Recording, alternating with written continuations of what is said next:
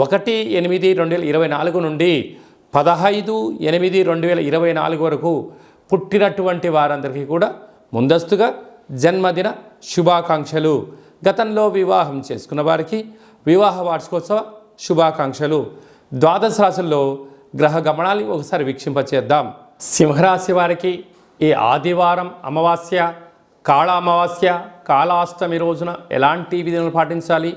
వ్యయంలో రవి, సప్తమంలో శని భగవానుడు, అష్టమంలో రాహు సంచార స్థితి దోషంగా ఉన్నప్పుడు ఈ కాళామావాస్య రోజున మనం ఎలాంటి విధులను పాటించాలో ఈ వీడియోలో సవివరంగా సంపూర్ణంగా తెలుసుకుందాం.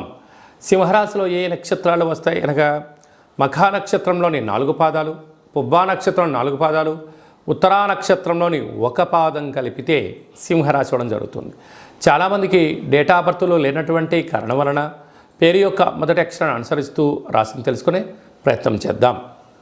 మా, మీ, మో, మే, మో, టా, టీ, టు, టే అక్షరాల వారందరూ కూడా సింహరాశి జాతకులే.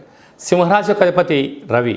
ఈ రవి భగవానుడు కర్కాటక రాశిలో, జలరాశిలో, మిత్రస్థానంలో, వ్యయంలో ఉండగా ఈ ఆదివారం అమావాస్య పుష్యమి నక్షత్రం, ఈ పుష్యమి నక్షత్రంలో కర్కాటక రాశిలోనే ఉండడం, కర్కాటక రాశిలోని రవి సంచారం చేయడం వలన తెల్ల జిల్లేడు యొక్క వృక్షాన్ని చుట్టూ ప్రదక్షిణ చేయడం, ఆ వేర్ను తీసుకొని వచ్చి సింధూరణ పూసి ఇంట్లో పెట్టుకొని ఒక లక్ష్మీ గణపతి తంత్ర వరసిద్ధి మహాగణాధిపతి హోమం చేసుకోవడం, ఇంటికి గుమ్మడికాయ పగలగొట్టడం, ఇంటికి కట్టుకోవడం వలన ప్రభుత్వ ఉద్యోగ ప్రయత్నం చేసే వారికి చాలా మంచి కాలము.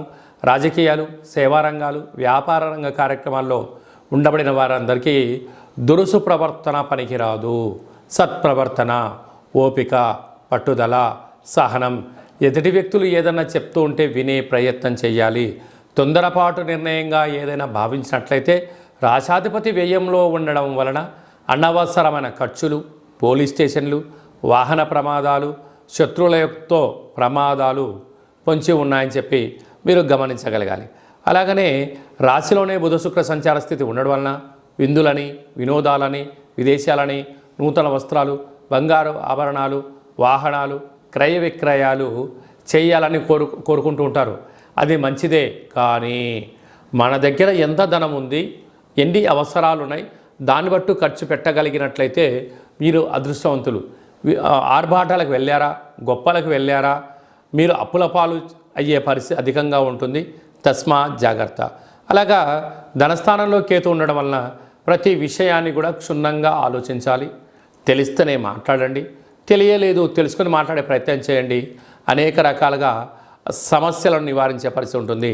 సప్తమంలో శని సంచార స్థితి ప్రేమికుల మధ్య సయోధ్య, నూతన వ్యాపారాలు, పెట్టుబడులు ఆకర్షించడంలో విజయం మీ సొంతం కాబోతుంది. అష్టమంలో రాహు కారణం వలన శత్రువులు ఎక్కువ, చిన్న చిన్న విషయాలకు ఆందోళన, అనేక మంది మీ యొక్క ఎదుగుదల కన్నా మీ యొక్క వినాశాన్ని కోరుకుంటున్నారు. తస్మాత్ జాగ్రత్త.